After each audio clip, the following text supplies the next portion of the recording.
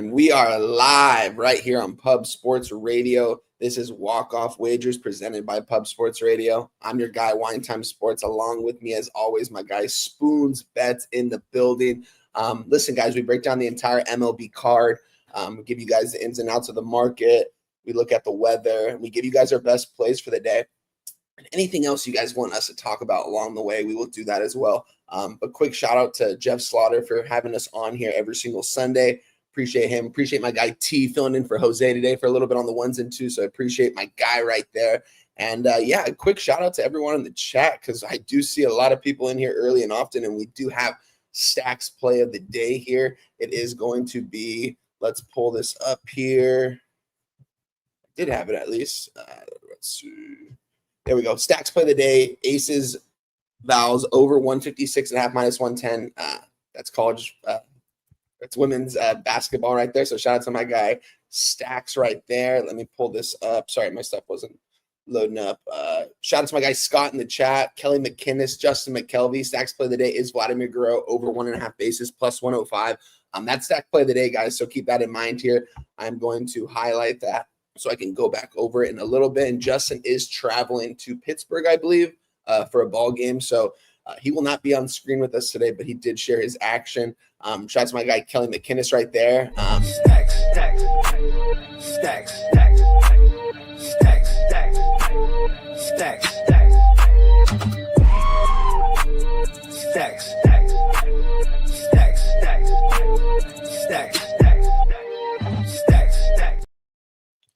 Shout out to my guy Stacks play of the day right there.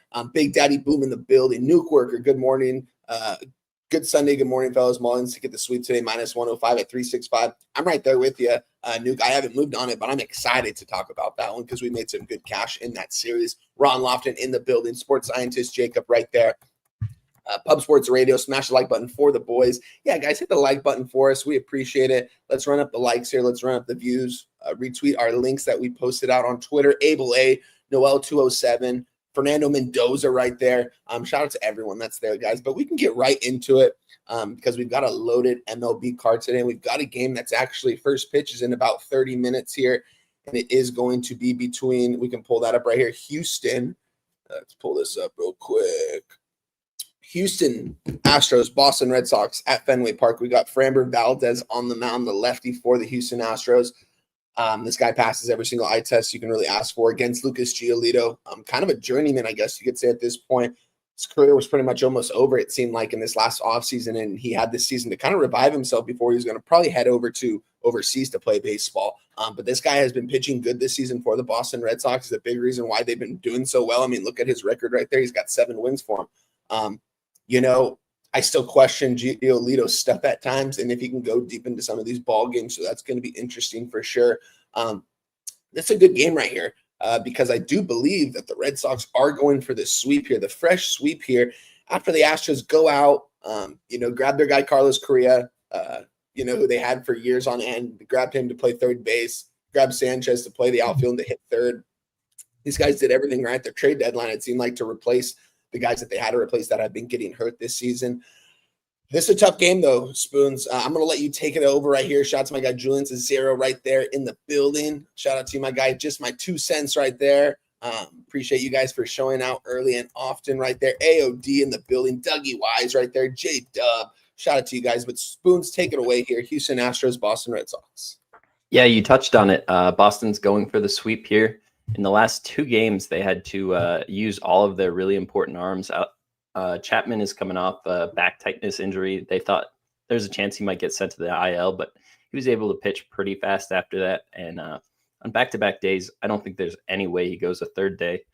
Garrett Whitlock, their setup man, also has gone on back-to-back days to get those 2 wins with him. So we're looking at the lower leverage Boston arms tomorrow. That's a big part of my cap going into this game. I got Houston minus 115 last night. Gave it out on the other show over on the Kyle Kerms network. Obviously, with Houston not winning last night, they didn't have to touch any of their good arms. So Hader, Abreu, King, Sosa all had the day off. This is just a spot where I feel like the lineup for the Astros is really starting to come together. Jeremy Pena missed yesterday's game, had 3 hits in his first game back from the IL, and running to first, he kind of had a hamstring cramp. It wasn't a pull or anything like that. And just him coming off the IL, it was a rib injury, nothing to worry about as far as re-injury goes. But they were just trying to be precautious with a really important bat. But he's officially in the lineup, leading off. I think he's going to be fully healthy, ready to go. He wanted to play yesterday. So this is a spot where just the Houston lineup, they've made all these additions between adding Correa now, and you get Pena back finally. This is just a spot I'd really like to back Houston. Ballpark Pal has this modeled at plus 16% runs, plus 19% doubles and triples, minus 3% home runs. This is a spot where I just really like Framber. This guy's a ground ball pitcher. He's pitched well here before in Boston, had a huge series win a couple of years ago in the playoffs. And on the other side, we got Lucas Giolito, a guy that's pitched for the White Sox for the last few years. He's not been pitching well in the last 3-year sample. And if we look at him this year, he's pitched above what my expectations were for him. But in the last few games, it started to show. The Cubs got 4 runs off him, 7 base runners. Philadelphia got 5 runs off him. I think this is another spot where he gives up a few runs to this Astros lineup. Boston's kind of happy getting the series win here. Marcelo Meyer just hit the IL. I believe he's done for the year with a season-ending wrist surgery, I want to say. So kind of a big bat missing for Boston for the second half of the season.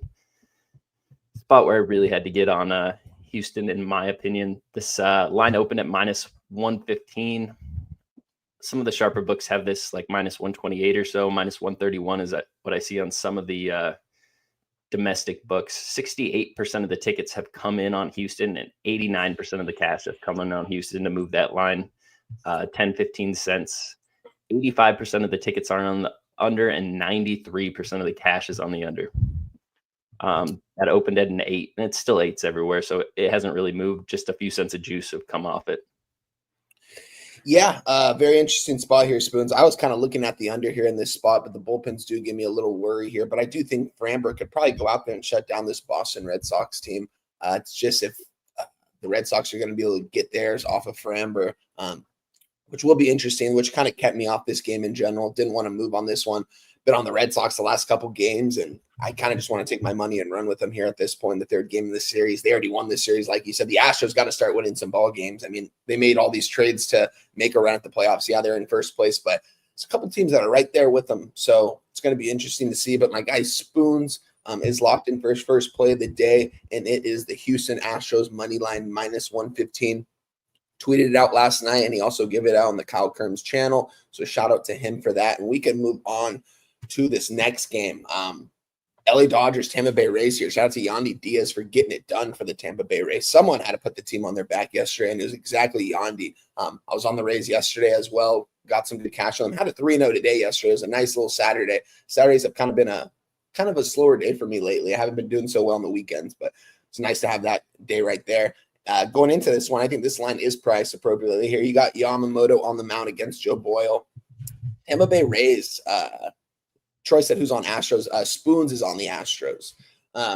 Yes, going into this game, the Rays are interesting here because, I feel like they're going to keep fighting until the end. They didn't make a lot of trades at the deadline. They kept Yandy, they kept Caminero, they kept a couple of those guys in that order. I know Aranda, I think he's on the IL now, though, if I'm not mistaken. I know he's been out the last couple of games, right? Yeah. Yep. So that's a big bat and a good guy at first base right there in Aranda. So that's going to be interesting to see what they do there. But they did keep their bullpen. They kept Fairbanks. They kept their starting rotation. It seems like the general manager and Kevin Cash are still thinking that they can maybe compete this season to maybe make a playoff run, wild card spot. Slowly diminishing, but they're still there. I do have futures with the Rays, so I do hope they win today. But I ultimately wanted to stay off this game here. I took an L with the Rays in game 1, took a win with them yesterday, and I'm kind of good getting out on this series here with that being said, because Yamamoto, I expect him to go pitch well against Tampa Bay Rays. This line, the numbers were priced very suspicious these last couple games, despite who was on the mound for either team. It's still the Dodgers against the Rays, and the Rays, no one likes the Rays. Here in this spot, I do think they're priced appropriately. I'm not sure what the market is going to tell us here. Spoons will touch on that. But I can assume that people are going to come in and be betting the Rays here today as such, dogs being after getting that win yesterday. So that's going to be interesting. Maybe I'm wrong. I have nothing in this game. Spoons, take it away. Give us the weather on this one and the market breakdown.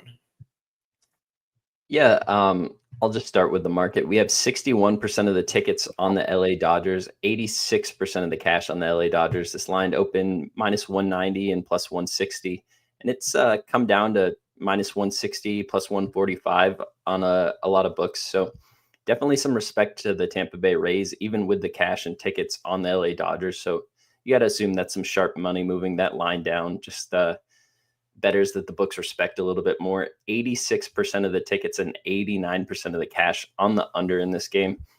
When I looked at this game, I see two pitchers that I have a lot of respect for between Yamamoto and Joe Boyle. Joe Boyle's a little bit of an unknown. He's a rookie pitcher, has amazing stuff coming out of that arm. Really a fastball and a ton of movement, high velocity, can hit 100 miles an hour with it.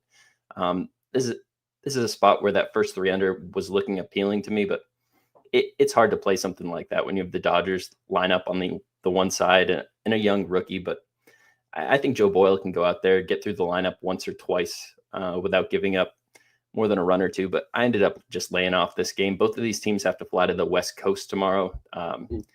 Rays got to go play your LA Angels, and Dodgers go back home. So this is a spot where I just didn't have anything that was real definitive. That first 3 under was my biggest lean here, but I couldn't get there. I think the Rays are live, especially with that sharp money coming in. I think it's a huge addition to the lineup to have Yandy Diaz back there hitting at the top of the lineup. Brandon Lau's in the lineup because you're facing a righty, Keminario. So there's still some bats that can get things done, but ultimately I couldn't pull the trigger either. Yeah, it's an interesting one. Yeah, kind of seeing that the line is moving towards the Rays here. Kind of does have me looking towards the Rays here at some plus money here. Dodgers on the minus 1.5 line are plus 100. Rays on the plus 1.5, minus 120. That looks kind of good. And I have them on the money line currently sitting at plus 142. Dodgers minus 155. So it definitely has moved towards the Tampa Bay's direction. So there is some sharper money coming in there. But yeah, and then we're going to move on to another very interesting game, another game where the line is moving here in this spot. I am assuming because there was a pitching change here in this matchup between the Milwaukee Brewers and the Washington Nationals. Let me pull this up really quick. Misarowski on the mound against Brad Lord here for the Washington Nationals. Wait, is this right? No, there is a pitching change. I believe it is going to be Henderson, correct? Yep. Mizorowski just got sent to the IL very briefly before this. I don't think it's a big injury or anything he's dealing with. I think he's just kind of at getting close to his inning limits that he's ever hit in his professional career. And they just kind of want to limit the amount of innings by putting him on the IL. It opens up just a roster position and an easier way to get around that innings limits. I think it's something with his elbow is what they have it listed for, but I don't think it's a big deal at this point. Obviously, this line dropped like 30 cents as soon as the pitching change was announced. Initially, I was kind of looking at Washington's team total over. Brad Lord's been pitching pretty decent this season. I kind of looked at Washington Nationals on the money line, but I didn't really want to fade Mizorowski that much. I just see that he struggled with lefties, and this lineup's going to be full of them. Henderson just adds a whole new change to this game. I'm going to be off it altogether, but Washington Nationals team total is still where I lean.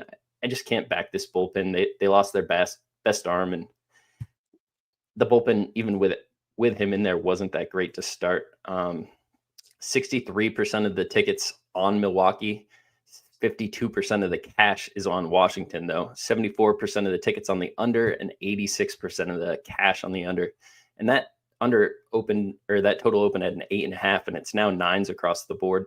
So this is probably a spot where that total is moving up specifically because of the pitching change, not anything to do with the actual money.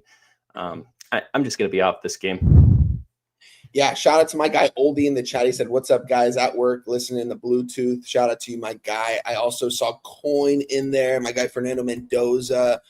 We've got a couple other people. Robert McCormick. Good to see my guy Sports Scientist Jacob the High, Al Wags. Everyone in there. Shout out to you guys for being here. Yeah, not much for me in this game, though. Mizorowski, that is a loss for them, for the Brewers, because he's been pitching so well this season. I mean, you look at both these teams, they have the exact opposite records, heading in the exact opposite directions. It's an interesting game, though, because it is moving towards the Nationals. I think it is because of the pitching change, obviously. Mizorowski was probably priced appropriately, and now it's probably still priced appropriately with, let me see, with him on the mound here in this spot, Henderson. This guy is a younger guy, correct, Spoons? I can pull it up real quick. If No, you you're have good. anything else to touch on, go ahead and do Yeah, that. as far as this game goes, though, I did have a lean towards the Nationals right there with you. Just seeing that the line is moving towards them here, it's kind of telling us it's just not enough for me because going into this one, I assumed Mizorowski was going to be on the mound. I didn't put too much research into this game beforehand. So it kind of has me a little bit shocked. I'm not going to move on the Nationals. They've cost me some money these last couple of weeks. They're a team that's not really looking to win right now. They're looking to lose. But team total does look a little bit appealing too because I am seeing nines across the board right now. It is plus 100, so it might get back down to an 8.5. We'll see. I do see the Nationals team totals over 3.5 minus 120. So that's appealing too. I'm going to have nothing in this game, though, Spoons. So real quick on Henderson, he's 23-year-old. He's made a few starts for them in the majors this year. It was all towards the beginning of the season, and he pitched really well. Was going out there for 5 to 6 innings, and didn't have any blow-up starts where he gave up more than two earned runs even. So he was very serviceable, but got sent down to the minors, and his last few starts down there, back-to-back starts, giving up 4 earned runs, had 4 walks, not his last start, but the start before it. So there's probably a little bit of concern with how well he can pitch here, but everything we've seen from this guy in the majors, 23-year-old, he's got a 5-pitch mix between a 4-seam change, cutter, slider, sinker. I think he can be serviceable. Definitely a drop-off from a guy like Mizorowski, who's just been pitching so dominant, but I think he can come out there and get some outs for them. Yeah, and shout out to my guy Gorky, $5 donation right there with some of his action. I do see the Astros minus 1.5 plus 115 in there, so he's right there with Spoons. Seattle, Philadelphia money line plus 130. Appreciate you sharing your hard work, Gorky, and making a donation. You know, you never got to make a dono, but we appreciate it, my guy. So shout out to you. But yeah, this is going to end up being a pass for me here in this game. I don't want to move on the Nationals. I don't want to move on the Brewers at this price either. I don't want to move on the run line here. It is plus 105, but I don't know. This seems a little bit of a suspicious game, so I'm going to end up moving off this game, but we can move to another good, interesting series here that we've had so far, the Royals and the Blue Jays. You've got Seth Lugo on the mound for the Kansas City Royals, who are currently sitting at about plus 127 on the money line against the Toronto Blue Jays. Chris Bassett on the mound for them, who's been pitching well this season, currently sitting at a minus 140. I was on the under 8 in this game yesterday. Ended up cashing it. Kind of got a little bit sweaty there towards the last couple innings. They had to have some shutdown innings, which they did, thankfully. But this is another spot, Spoons, where I was kind of looking at the under here. I'm really curious to hear about the weather in this spot. Line did open up at minus 130, minus 135 for the Blue Jays. It has creeped up a little bit on them from what it looks like here. We've got a total once again at an 8, minus 110 both ways. Royals team total over 3.5 minus 120, and the Blue Jays team total over 4.5 at plus money here in this spot. I kind of want to get back to the under. I kind of trust both these pitchers on the mound and that these lineups can't really do too much. I'm hoping that there's some I guess this is in Toronto, so it's going to be interesting here. Spoons, take it away. Give us the weather report in here if there's a weather report, and give us the market breakdown.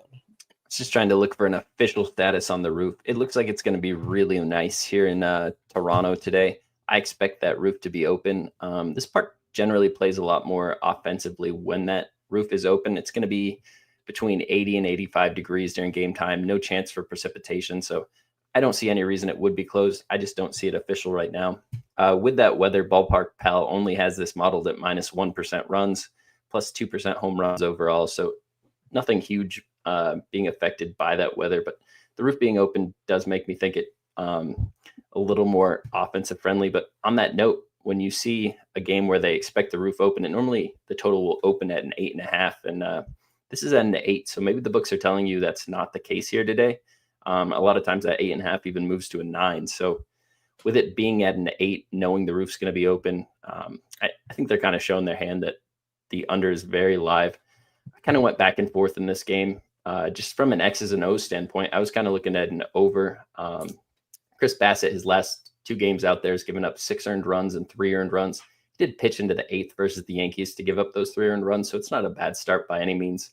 But even the start before that, he'd given up 10 hits to San Francisco Giants, managed to keep him off the board. But it's just a spot where I don't have a ton of trust for Chris Bassett. I would also like to get there with the Toronto Blue Jays money line, but it's not something I can do.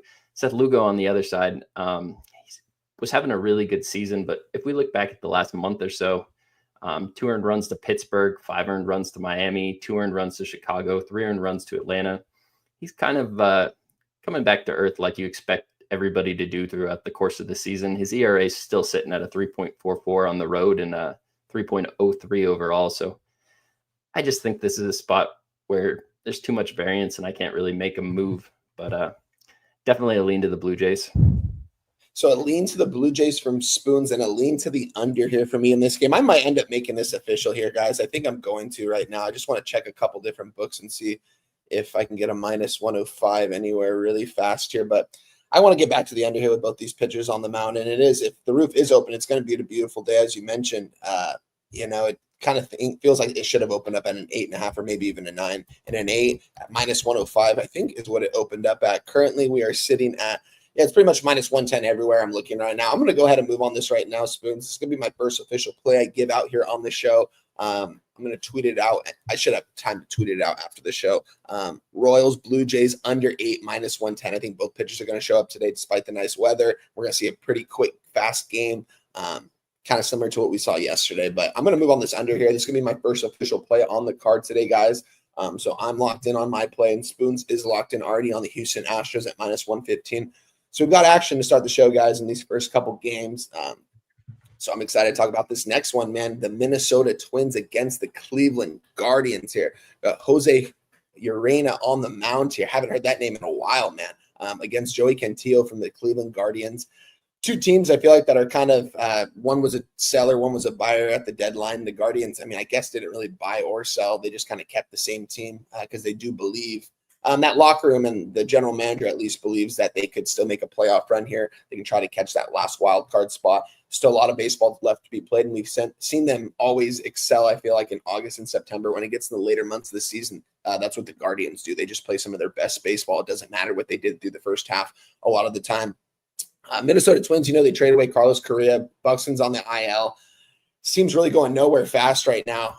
This is a team I don't want to back here in this spot by any means. Seeing the Cleveland Guardians at a minus 165, Minnesota Twins a plus 150. We have a total at 8.5 here. This opened up around a plus 135 for Minnesota, so it has moved towards Cleveland here. And I think this did actually open up at an 8 as well, and we're at an 8.5. It is juiced to the under at minus 120, so very well could see an 8 pop up again. But this is going to be a game, Jose Urena, I haven't done too much research in this guy recently. I haven't heard his name in quite some time, so we'll see what he does here from the Minnesota Twins. Maybe he can shock some people here. I wouldn't back him by any means in this spot. Spoons, take it away. Do you have anything in this game? Yeah, I moved on this last night. I got Cleveland minus 1, betted on BetMGM. Minus 110 is what I got on the number. This is a spot where, as you touched on, Jose Urena has kind of been trending downhill for quite a few years now. I think we look at 6 of his last 7 years. He's got an ERA over 5. That's not good at all. He's pitched a few games this season in the major leagues. ERA again over 5 this year. Recently, he's been down in the minors. His last 3 starts, he went 2 innings, 3 innings, and 4 innings. His worst start, he gave up 4 earned runs, a home run, walked 3 guys. After that, just pretty serviceable. Just 7 innings pitched between 2 games, but 0 earned runs. Didn't walk a ton, 4 batters, and only got 6 strikeouts. This is a guy that's just not really a major league caliber talent at this point, and that's why you're just seeing him get brought up right now by a team that's already given up on the season.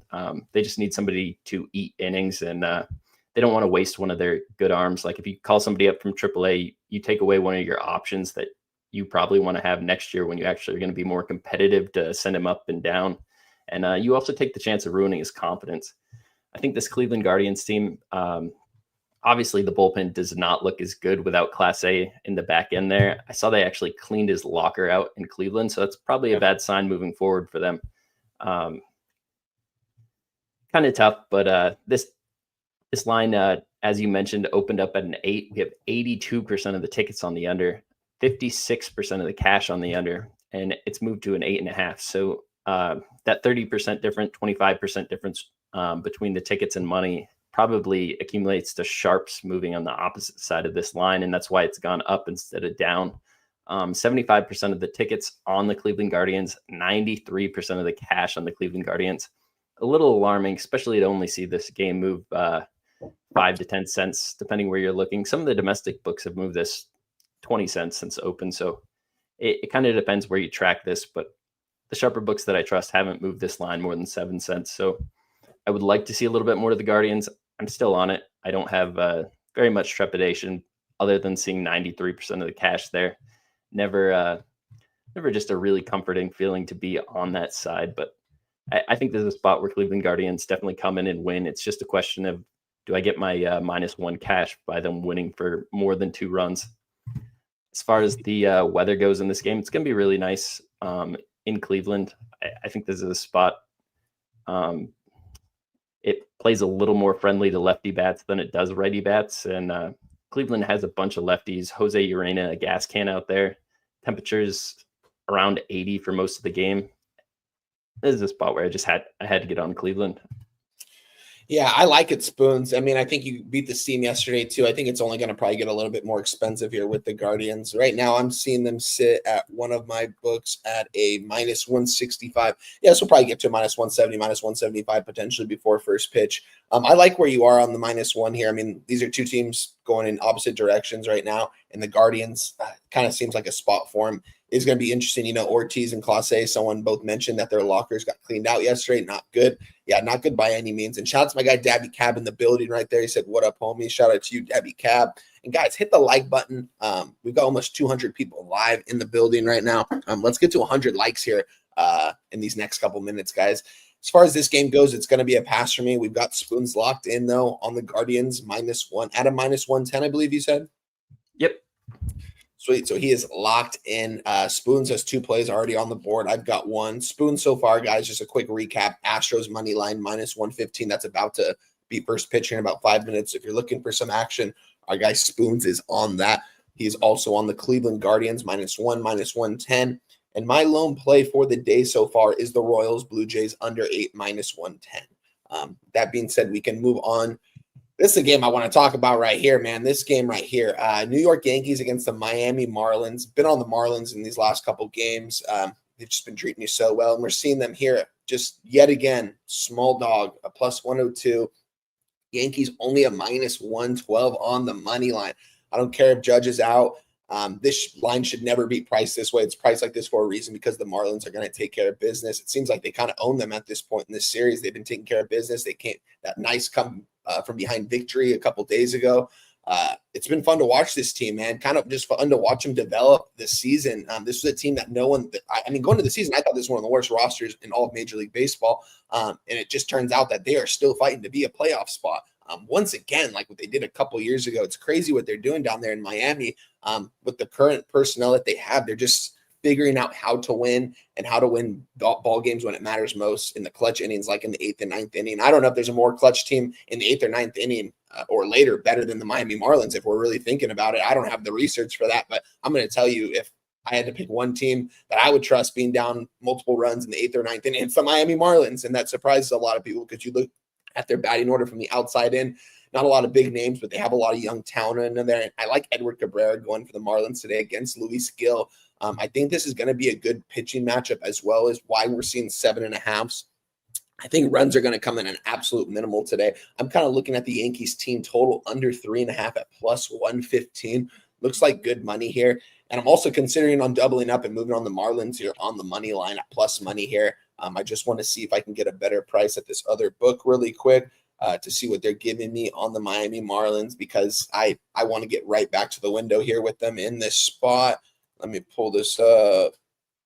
Yeah, same number everywhere pretty much. I have the Marlins as a -110 favorite on this other book, which is absolutely crazy. -110 both ways. Interesting spot here. Spoons, take it away. I haven't officially moved on this yet, but like I said, this is probably the most exciting game I'm looking forward to on the board, and I want to attack it. So let me know if I'm correct here, and let us know the market and the weather. I'm going to start with the biggest kind of question mark in this game, and that's Luis Gil. He came off an amazing season last year. I think he won Rookie of the Year for the AL. I think he did, yeah. Obviously, just a great season for him, but he's been battling back from injury all year. He's had 4 starts in the minors as they've been worked up. The Yankees recently released Stroman. I think that's probably an indicator that they have some confidence that Luis Gil is back. In his minor league starts, though, he hasn't gone above 76 pitches yet. 3 starts with 6 or 7 strikeouts, one start with 4 strikeouts. And in that start with 4 strikeouts, it was the first start that he got called up to AAA. He also had 3 walks, gave up a home run, 5 earned runs total, and just 3.1 innings pitched. And that's a little bit scary to me, but the start after that, his most recent start, best start of his minor league outings, 4.1 innings, 3 hits, just 1 earned run. It was a home run, gave up just 1 walk, so that control seemed to be a little bit better. 7 strikeouts. Kind of going back and forth with how I feel about him. That first start in AAA, between AAA to AA, you're using a different baseball, so the 3 walks isn't necessarily that out of the ordinary for anybody who's just got done throwing a different baseball. So I think if the Yankees are calling him up, they have some faith in him, but I see this line opened up minus 120 to minus 115, depending where you looked. And it's kind of come down. I see a lot of minus 110s around the board. Some of the domestic books still have this juice more towards the Yankees, minus 115-ish. 60% of the tickets have come in on the New York Yankees. 69% of the cash has come in on the Yankees. And that line's kind of moved the other way, as I've said. 63% of the tickets on the under and 77% of the cash on the under. And they have respected that. That opened at an 8, and it's now 7.5, just about across the board. As far as how they have this modeled today, Marlins Park, it's indoors. It's temperature controlled. So Lone Depot Park is minus 3% runs overall, minus 10% home runs. That doesn't really ever change. This park always is about the same due to that temperature and climate control in there. I couldn't move on this game. I honestly wanted to back the Yankees here. I feel like they need to get a win off of Miami here. They're trying to compete for that division still. Definitely want to be a playoff team. It's too much of a question mark with Luis Gil. If you gave up 5 earned runs a week and a half ago to a AAA lineup, this Marlins lineup has absolutely been hitting the baseball. They've overperformed any expectations I've had for them. And as you've mentioned, the late innings for this team have been really huge. And a lot of that's due to this bullpen. Foucher, Henriquez, Bender, Phillips, and Foucher and Henriquez went yesterday, but they had a couple days off before that. I expect everyone to be available for them. As much as I was leaning New York at the start, I like Miami here, and I think the market is telling you that too by kind of moving that way, even with the cash on New York. Yeah, I like it. And shout out to my guy, Davy Caddy, brought up the whole Jazz Chisholm. Yeah, I saw the replay. I wasn't watching the game live. I was at my buddy's birthday yesterday, and I saw the replay of it, and I was just absolutely wild. I'm not sure what Jazz is doing out there. Yeah, little leaguers should know not to do that. Absolutely wild. Shout out to my guy, Davy Cab in the building again. Yeah, I like the Marlins here. Spoons, I want to double up on them on the team total as well. The only thing that has me treading off the team total is – or no, I'm sorry, the Yankees team total under. And I guess nothing really does have me trailing off that because I do think Cabrera could go out there and pitch well against these guys. And we have a low total here, which makes me think it's just not – when there's low totals like this, makes me think these Marlin games aren't going to really go over that total. We're going to see more of a slower pace game. I see like a 3-1, 3-2 type of ball game here for the Marlins, but I'm going to go ahead and make it official right now. Miami Marlins plus 100 on the money line right now. That's going to be my second play I give out. I'll end up tweeting it out. I'll make the play when we talk about the next game and you take over on my book. And I'm just going to go ahead and say off the team total under for the Yankees. I mean, they're both plus money. I pretty much need to hit one of these. I'm either going to go even or I'm going to push completely. So I might end up moving on this Yankees team total under. We'll talk about this game in a little bit, but we can move on to our next slate of games here. Let me see which one is the next game here. Shout out to Wager Detective in the building as well, and my guy TJ right there. Appreciate you guys for showing out. Let me bring up this next game here. T, what is next here? Is it Atlanta? I think it's the Atlanta Reds, yeah? No. Mets, yep, Giants, Mets. Thanks, T. Appreciate you, my guy. We've got the San Francisco Giants against the New York Mets here. Frankie Montas on the mound for the New York Mets here. Currently sitting, we've got the Mets, 15 games over 500. The Giants, 1 game under 500. It seems like this Giants team is falling and falling fast. Mets currently priced here at -161 with Montas on the mound. I think it's for good reason. I think this Giants team is just dead, guys. I'm not a fan of this team. I don't think they're going to make a playoff run. I think they're kind of dead in the water. They're going to end up being under 500 by the end of the season. You can't really blame them with that personnel that you have over there. I don't know why Bob Melvin even really wanted to go over there and coach. I hear people calling for his job. Doesn't make a lot of sense to me because you've got one good hitter in that order, and that's Rafael Devers. I wouldn't consider Matt Chapman. Consider him an average hitter, you know what I mean? A great glove, don't get me wrong, but the Giants they had a nice start to the season, surprisingly enough, but I think they're going to continue to burn out here. Mets are just this is too expensive for me to take them at a -160 on the money line, on the run line, +130. So you're getting some nice plus money here, but I'm not going to back Frankie Montas on the run line here or on the money line at this price. So this was an easy pass for me. Spoons, you can take it away in this game. I don't have a lot to say in this game. Yeah. So I'll start with the market here. We have 56% of the tickets on the over. We have 77% of the cash on the over. This line opened at an 8.5, slightly juiced the over, and it's sitting exactly there. Some of the sharper books haven't moved it at all as far as juice-wise. So with all that money on the over, it hasn't moved, and I think that's because Ballpark Pal has this modeled at -13% runs. This is Citi Field. It's never an easy spot to score a lot of runs, even when it's nicer out there. As far as the actual temperatures go in this game, it's going to be sitting between 80 and 85 degrees, wind blowing from right to left, a little bit in towards home plate as well. And that kind of takes me towards what I'm on in this game. I'm on the first 3 under. I paid a little bit of juice to get the under 3 at -125. We got Carson Whisenhunt on the mound. He's a rookie for the Giants. A lot of people probably don't know who this guy is. His pitch mix is very, very similar to Framber Valdez. He's a heavy sinker ball thrower, throws about the same velocity with his left hand. And the Mets have already seen Framber this year. Framber went 7 innings pitched, 0 earned runs versus this Mets lineup. I think he put this kid in a really pitcher-friendly environment. I think he can go out there, at least get through this lineup once without giving up too many runs. On the opposite side of this, Frankie Montas, he can be a hard guy to trust at times.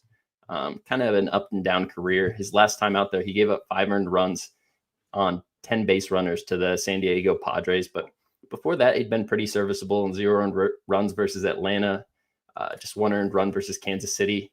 Gave up some runs to the Yankees, gave up a few runs to the Pirates. But here in a nice pitcher-friendly ballpark, in a Giants lineup that's really underperforming, I think he can go out there and get through 3 innings without giving up a single run. So this first 3 under 3, -125. I like it a lot. I like that the cash and everything is on the over, and the books aren't respecting it by actually moving it up. So it gives me a little more confidence looking at it this morning. I still like this a lot. A lot of this is going to come down to Whisenhunt and can he perform? And I think this is just a spot where he can. There's always question marks when you're trying to back a rookie, but 3 earned runs in the first 3 in City is a pretty big number to get, and I'm happy to have it. All right. Is that an official play from you, Spoons? You made it official? All right. Spoons locked in. He's got 3 plays already to start off the card here, and that's going to be the Mets, Giants under 3, first 3, -125, correct? Yep. All right, you are locked and loaded, my guy. And shout out to my guy Smoke and Mirrors. He said he was scrolling through X and saw Wine Time Sports repping my Hokies. Damn straight. My uncle sent me this when I was a kid, and it finally fits me at the age of 30. So shout out to my uncle for being a Hokie. And I know my guy Smoke and Mirrors is out there in Blacksburg, Virginia. So one of these days when I go to one of those games, man, we'll have to link up. You have to show me around that city a little bit because I got to get there one of these days. But we can move on to this next game unless, Spoons, you have anything else you want to touch on in this game. No, I was just thinking what a great gift. Like as a kid, he could have given you a jersey that stopped fitting you 10 years ago, but he was thinking ahead. He knew the future that was coming for you. And that Nationals jersey, he sent me that too. They both fit me really well now. But yeah, as a kid too, you always get those big jerseys that oversize you. You know what I mean? But now they finally fit you at this age. But yeah, shout out to him. We can move on to this next game here. Let me pull this up. Shout out to Wage Detective right there in the building. Big Daddy Boom, sports scientist Jacob, Jermaine 34, my guy. He said +114. Spoon. And then we are going to move on to this next game here. Baltimore Orioles against the Chicago Cubs here at Wrigley Field. Slaughter and Preston, I saw were at the game last Friday. sweating bullets out there. Shout out to them for making it to Wrigley Field. Another place I got to get to one of these days, guys.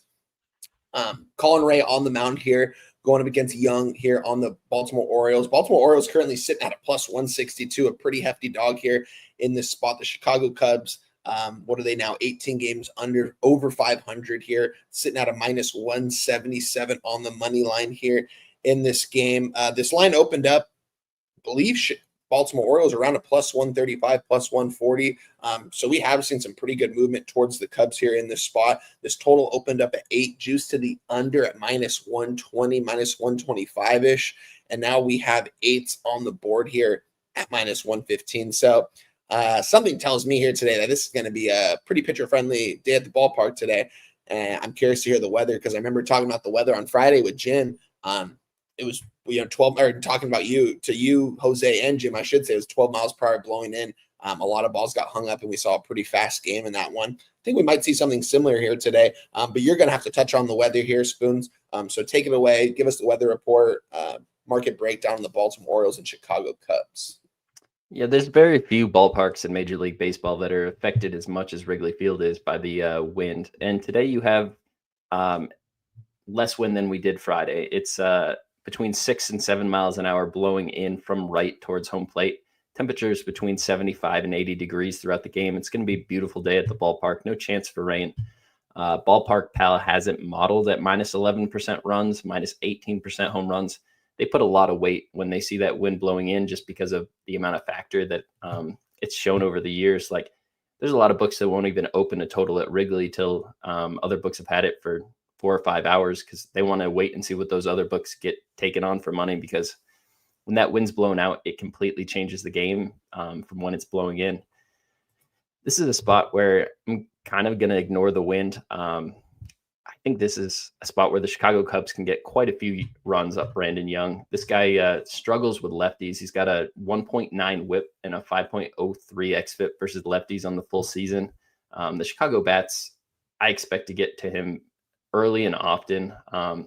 It's a spot where the Orioles are out of it at this point. They traded away some of their better bats, and I think they could leave him out there to sit. His last start out there was his longest of the season. He went 6 innings pitched, but he's putting up crooked numbers all of his starts. His best start is 2 earned runs in 5 1/3. So I don't have a lot of faith in Brandon Young. On the opposite side, Colin Rea, this is a guy I do have some faith in, but if we look at his recent form, he's been getting hit, and the same trend for him. He gets hit by lefties. All the important bats still in this Baltimore lineup are lefties. Jackson Holiday hits from the left side. Henderson hits from the left side. Adley Rutschman's a switch, hits from the left today. Colton Cowser, a lefty. Dylan Carlson will also be hitting from the left side. So I think Colin Rea is probably due to give up a few runs as well. I got an over 7.5, minus 125. It was sitting kind of bouncing back and forth, and I paid the juice to get the win at the 8. You can get 8s everywhere as far as the market goes in this game. I heard you say minus or plus 135 at one point for Baltimore. I don't see that in my market history. I see this opening more plus 155-ish. And it's basically right around there across the board still. Like, there's not been a ton of movement on the side. The total opened up in an 8. 66% of the tickets are on that under, but 59% of the cash is on the over. So definitely some sharp money represented in the over cash. With the wind blowing in, it opening at an 8 instead of a 7.5. I think this is kind of an indicator that there will be runs here today. 7 miles an hour is a lot less than 13 miles an hour, and it won't knock the ball down quite as much, in my opinion. 83% of the tickets on the Chicago Cubs, 87% of the cash on the Chicago Cubs, and not a ton of movement towards them. So one of those things where if you're a Cubs backer, you probably want to see a little bit more money or a little bit more movement from the books respecting that money. But I still think Chicago Cubs find a way to win this game, especially with Young on the mound. Over 7.5 is my bet for the game, though. Oh wow! So you're on the over 7.5. What was the juice you got on it? Minus 125. It's awfully juicy. Okay. All right, Spoons. You might keep me off this under then. I'm going to lock you in over 7.5 here. for the Chicago Cubs, Baltimore Orioles. Yeah, I do agree that the Cubs should win this ball game. They at least need to. They need to keep winning, and the Orioles pretty much have thrown in the towel, it seems like, already at this point. It's going to be a pass for me at this game. I haven't really been taking a lot of Cubs games lately. We can move on to probably the best game on the board. No, I'm kidding. Probably the worst game on the board here. We got a nice little bum fight in here at Coors Field. We've got the Pittsburgh Pirates here. Mitch Helen Keller, the absolute smoke show. Wish we had the graphic up right now, but on the mound for the Pittsburgh Pirates. Didn't get dealt at the trade deadline. You know, we heard a lot of teams rumored that he was going to go different places, teams that are going to compete. No, he's staying right here in Pittsburgh. You got Colorado Rockies on the other hand. I mean, this is a bad baseball team right here from the X and O standpoint, from the eye test, everything here. We've got a total here at 11. Pittsburgh Pirates, it's crazy to see team totals for them at 6.5. It's just, I think that tells us that they're probably going to mash the ball today. Did open up, let me see here, pull this up really quick. The Pittsburgh Pirates are currently sitting at a minus 148 on the money line. Colorado Rockies a plus 135. Two teams that are pretty much have thrown in the towel already this season. They threw in the towel months ago. I like Mitchell and Keller here, but this is a high total here. I think both pitchers are probably vulnerable to get hit here today. Want to look at the weather here just real quick before Spoons talks about it. Does look like it's blowing in a little bit at 8.4 miles per hour. If I'm seeing that right, it's going to be a fairly warm day here, but it does look like it's actually kind of pitcher-friendly weather, but Spoons will go into the more logistics of that. This is going to be a pass for me, guys. I wouldn't have a play in this game. I was on the over on Friday night, and I think it got over in the first inning. Pirates scoring like 9 runs in the first inning is absolutely wild to see. Maybe they do it again here. That's why their team total is this high. It's going to be a pass for me as of right now, but I do like the Pittsburgh Pirates side and probably the over, but you got to touch on this weather and let me know. Yeah, so Ballpark Pal is always going to have Coors Field modeled right at the top of the board.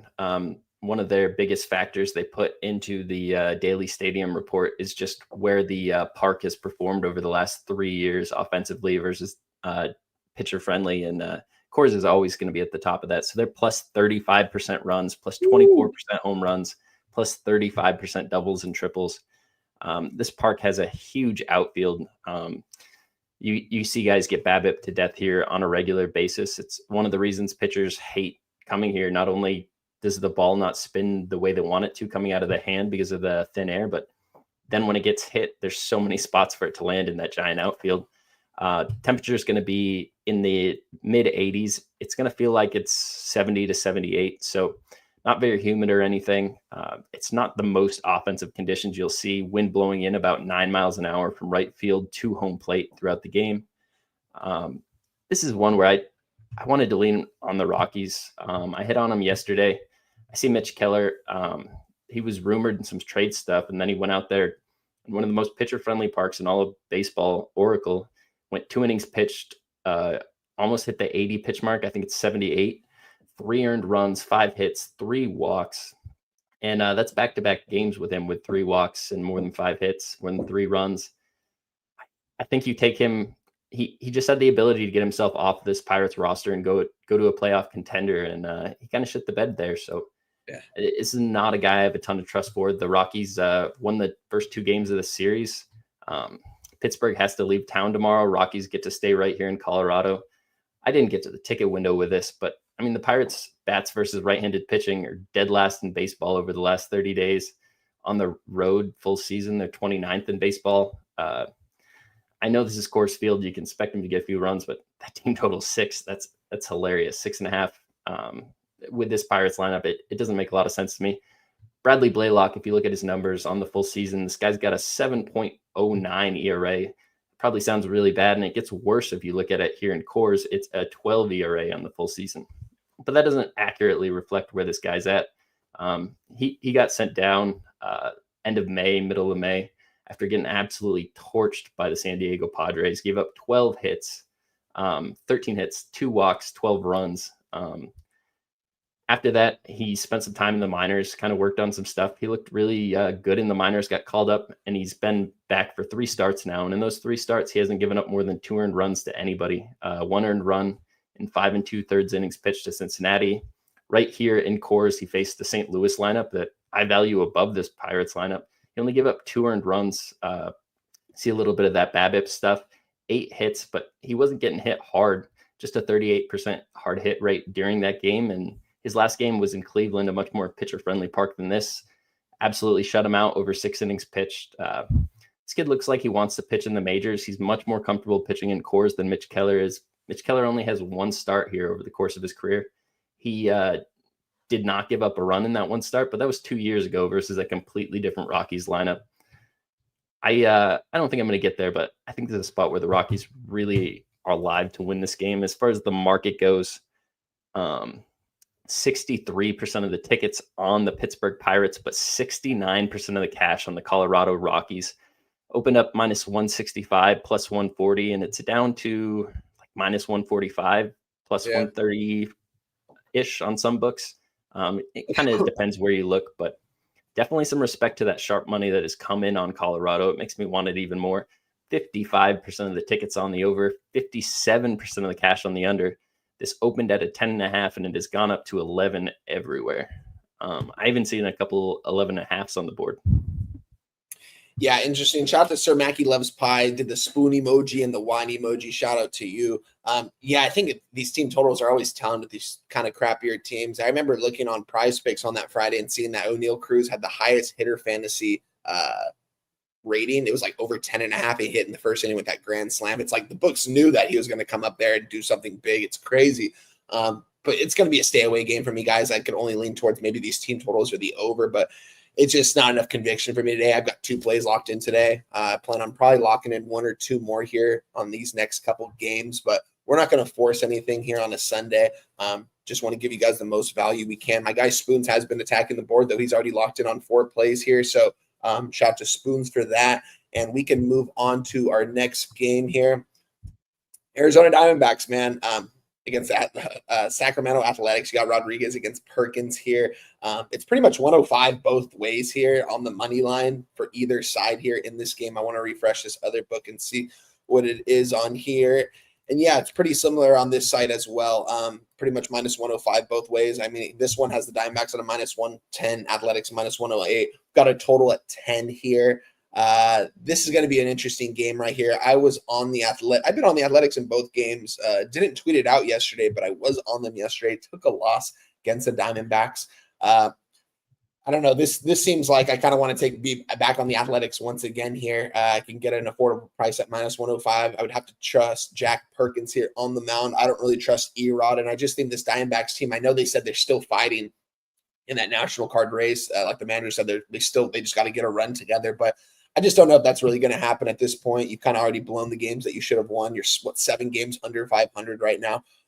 Not really going the right way for you here. And this was a surprise for me because I was high on this D-backs team going into this season. Oakland Athletics, man, I mean, I found some really good value on them at times this season. We've got a total here at 10, a little bit juice to the under at minus 115. Both team totals are 4.5 here, juice to the over. Books think that there's going to be runs here in this game. Looking at this line here, I'm curious to hear the weather in this one, but I'm pretty close to pulling the trigger on the Athletics. This was a spot that I wanted to move on pre-show, didn't end up doing it. Wanted to talk it out with you, Spoon, hear the weather, and also hear the market breakdown here and hear if anyone here in the chat. Wager Detective said Rays fly to LA, nice series to go wine time. Yeah, that would be fun to go to this week if I'm able to make it for sure. They had a 13-game homestand. I haven't been able to get to it. Sports scientist Jacob said over 9.5. I'm guessing he got a 9.5 on this at one point. That's some good value right there. If you can get a 9.5, you definitely like where you are right now because this could get to a 10.5. For the All-Star break, I was just backing Oakland Athletics at home on the totals when it opened up at 10 and get to a 10.5 or an 11. It's cashing at a crazy rate. Troy Torrance broke down the percentages for me, and then of course, the first couple games off the All-Star break, I make the play and they can't score runs. So I kind of been off that. Been treading lightly in that. This doesn't really scream that I want to take the over. This kind of makes me scream that I want to take the Athletics here in this spot, fading the Diamondbacks pretty much the rest of the season. Athletics, I mean, these bats are probably close to the Diamondbacks right now. I like the order for the Athletics. I think they have a good future ahead of them, especially getting some top prospects. I know they got rid of Mason Miller and got that top prospect over there in San Diego, so that will be interesting to see. But I'm leaning towards the Athletics here in the spot, Spoons. I'm not sure if you have anything in this one, but break us down the weather and the market in this one. Yeah, so the Athletics are obviously playing in a AAA park this year. It's Sutter Health Park. It's today modeled at plus 19% runs, plus 24% home runs, plus 10% doubles and triples. Temperatures will be between 85 and 90 degrees throughout the game, with wind blowing out 7 to 9 miles an hour towards dead center. I think it's going to be a pretty offensive day at the ballpark as far as these two offenses go. Eduardo Rodriguez has been just trailing downhill for quite a few years now. Not a guy I have a ton of trust for. His last start out there, he went 6 innings pitched, gave up 10 base runners and 5 earned runs to the Detroit Tigers. That's a Tigers team that has not been hitting lefties very well at all. Did have a decent start versus Houston, but still had 9 base runners. San Diego Padres, he couldn't get out of the 4th inning, 4 earned runs, 12 base runners. Kansas City Royals hit him up for 8 earned runs. This guy's just not, he's coming out there. As my guy Trevor would say, he rolls out of bed, gives up 3 earned runs. And I think this is another spot where the Athletics tag him. The reason I'm probably not going to be on the Athletics today is Jack Perkins is starting this game. This is a relief arm for them. He's able to go probably 2 to 3 innings. I kind of thought he may take over the closer role once Mason Miller left. So this is more of an opening situation, and there's no primary in this game. Nothing listed. There's no quotes. And that's kind of a big deal for me because the Athletics had to use 3 of their best arms yesterday in Kelly, Sterner, and Nunez. Sean Newcomb had the day off. He's their, I guess, in facto closer at this point, but I'm not really sure how they're going to handle the extra innings in this game. Osvaldo Bido might be available to come in and take care of some of them, but there's a lot of question marks on how they get it done. I kind of lean to that over. Shout out TJ, our guy's just been fading the Diamondbacks, raking in cash game after game, and I wouldn't even try to talk anybody off the Athletics. I was trying to sell myself on it, but probably just the over in this game. This park is a really easy park to score runs in. I'm not going to have an official bet in this, though. Yeah, I am going to have an official bet in this, guys. I'm going to go ahead and move on it. I'm going to move on the Athletics money line at minus 105 here. I can get a nice price here on the Athletics. I'm going to go ahead and take it here, almost some plus money. So I'm locked in on 3 plays so far. My guy Spoons is locked in on 4. And I'm excited to talk about these next couple games. I don't know if I'm excited to talk about this next game coming up here, Spoons, but we will see here. Let's move on to our next game here. Chicago White Sox against the Anaheim Angels here. Game's going to be played in Anaheim. And talk about a team that's going nowhere fast right now. It's the Angels. Trout gets ruled out 2 days ago from the flu, misses again yesterday. Guys, it's August. We're living in SoCal. I'm not sure how you get the flu out here at this time of the year. It's very rare. I guess there was a bug going around, but yet no one else is really missing time. So it is a little weird. I'm not sure if some inflammation's popping up in that knee or something and need a couple days off. I'm not too sure, but it didn't look good offensively for him. And you think just taking Mike Trout out of the order, it's not that big of a difference, but it really has been these last couple games, especially yesterday. It seems like they could have got nothing done, had 1 hit, and it was an infield single in the 4th inning here. These prices in the series have told us everything we needed to know. Angels should have been a minus 150 if you ask me in both of these first 2 games, maybe even a 160 minus 170. I just think they're the clear-cut better team. They've got the better batting order. Team that's actually trying to play for something. We thought. I don't really think that's the case anymore at this point. They'd have to get on a run, but they just lost too many close games this season in games which they should have won. Yesterday being one of them, losing 1-0 at home on a Saturday night is just unacceptable. They had a nice crowd out there too. Have never seen this many people at the ballpark at this point in the season, even when we had Ohtani. It's really cool to see, honestly, but the franchise I'm not sure what's going on, but this definitely seems like a White Sox spot once again here. This price makes no sense to me. I think Sean Burke is better than Jack Honowitz, and Jack Honowitz is trash, but like I said, the Angels actually have something to play for. The White Sox don't. And this just seems fishy to me once again here. Angels only minus 128, White Sox plus 118. I think this is going to be a sweep for the Chicago White Sox. I think they ruin the Angels' playoff hopes in this. They already have taken this series. I think they end it for good here today, though, by sweeping them. I'm very close to moving on the Chicago White Sox. I want to see if I can get a plus 120 or even a plus 125 at this other book. And I can get a plus 120 on this book on the Chicago White Sox. I'm very close to pulling the trigger on this, guys. You guys know me. I know this Angels team really well, and I know when the market and the lines look like this, with teams like the White Sox, they don't make sense. And these are the spots where they don't show up and they die. So Chicago White Sox plus 120, very close to pulling the trigger. We'll see if I end up doing it. Kind of want to wait until a little bit at the end of the show. Maybe we go back over this game again, Spoons, but I know you were on the Angels yesterday, and, that was just dreadful to watch. You know what I mean? Kyle Hendricks goes out there, pitches his heart out for his home city, you know what I mean? Orange County, and they couldn't hit for him. One infield single. It's unacceptable. Spoons, take it away. Break us down the market and the weather in this one. Yeah, the first thing I'm going to touch on was I was watching that game yesterday, kind of listening to the announcers talk. There's a sickness going around the LA Angels clubhouse. It's not just isolated to Mike Trout. He's obviously experiencing the flu symptoms. I don't know that they try to rush him back out in this game. And I also kind of wonder what other bats might be affected, or maybe arms might be affected. Kenley Jansen didn't go yesterday. Obviously, they weren't in a save spot, but the rest of the important arms for this LA Angels team did go. I think this is another White Sox spot like you were alluding to, especially coming off the flu. You're not feeling well. 0 earned runs for the Angels yesterday. Obviously, nobody was feeling well at all. The White Sox were able to save 2 of their best arms in Grant Taylor and Steven Wilson. And on top of that, they have tomorrow off. The Angels have to face the Rays.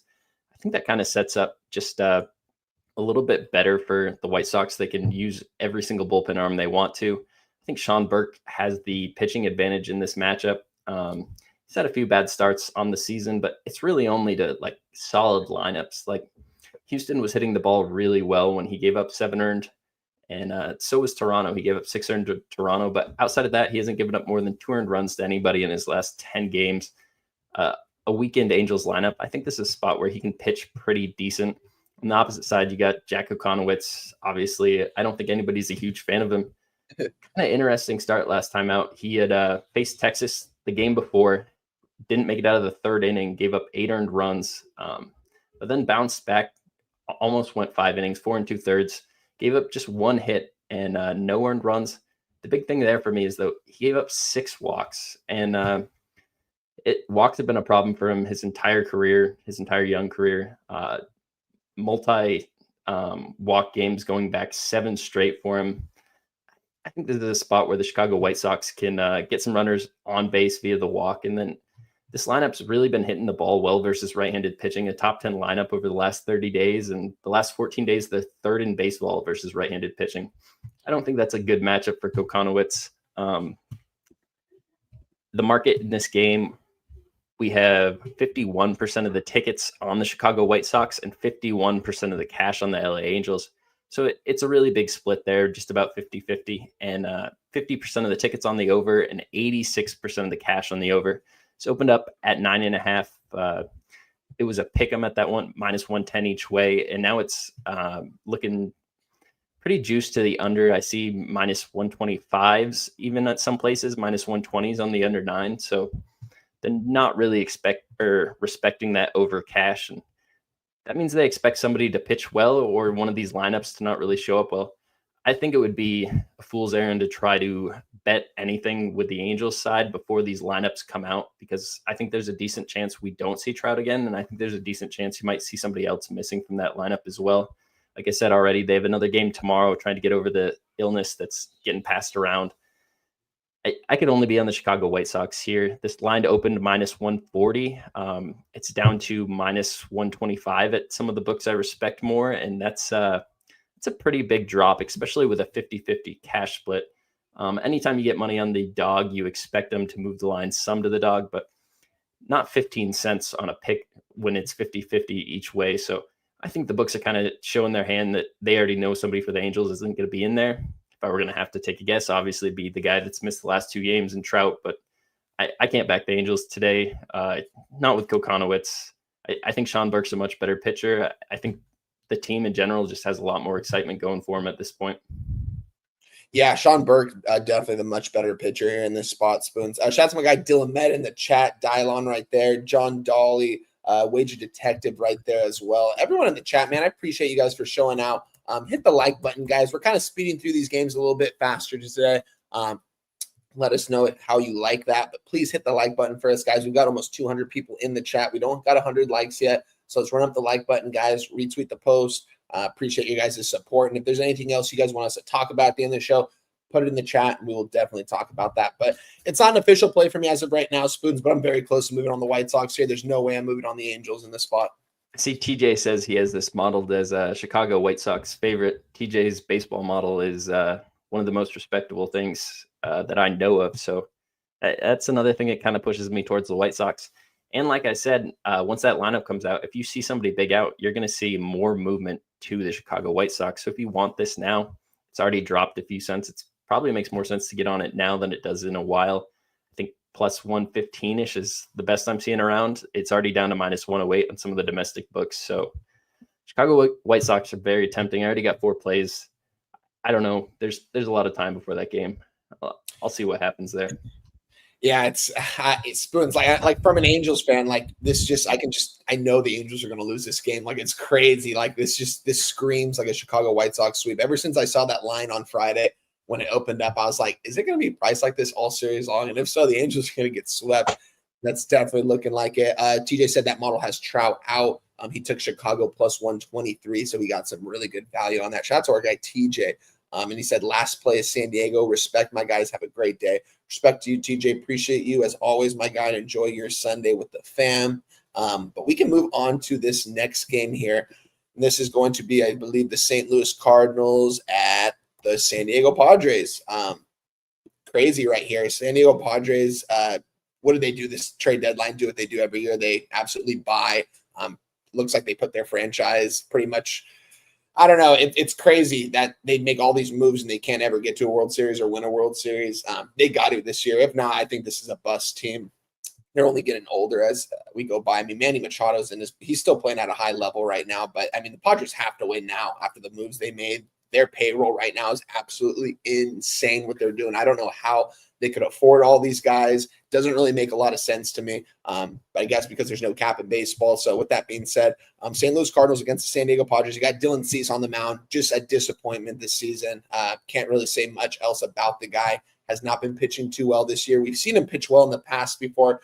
I remember him coming up with the White Sox. I thought this guy was going to be, this guy was going to win multiple Cy Youngs. He passes everything on the eye test. I'm just not really too sure what's going on this year, why he is struggling as much as he is. But this is a Padres team that has to win and has to win now. They can't mess around. They have to keep winning ball games if they want to make a playoff run, which I do think they do. I mean, they better make a playoff run. But with that being said, they've got to win games like this against the Cardinals. It seems like the Cardinals have seemingly thrown in the towel at 500 at times. This team, it's crazy to see their record at 500 because from a personnel standpoint, and you look at their batting order, it's absolutely atrocious out there. Not sure how they're winning games. I know they got a great fan base out there. They get a lot of people who go to those ball games. And they do have some heart. They've got a good manager, but this team is going to start falling, I think, and falling quick here. Padres took a loss yesterday, so this is going to be a really interesting spot here. The Padres have to win this game. To me, this seems like a must-win game for the San Diego Padres. And I think that they do get it done here. I'm not going to back them at a minus 170 price, though. Maybe look at a team total over 4.5 at minus 110 here, kind of considering that, but kind of a lower total at 8 is juiced to the over at minus 120. I want nothing to do with this game because this is a Padres spot. I think they smash here. I'm not going to end up moving on it. There's my guy, sports scientist Jacob, as well. Give us the thumbs up when you're ready, my guy. I think he's for the Sunday night game, though. Spoons, take it away, though, my guy. St. Louis Cardinals, San Diego Padres.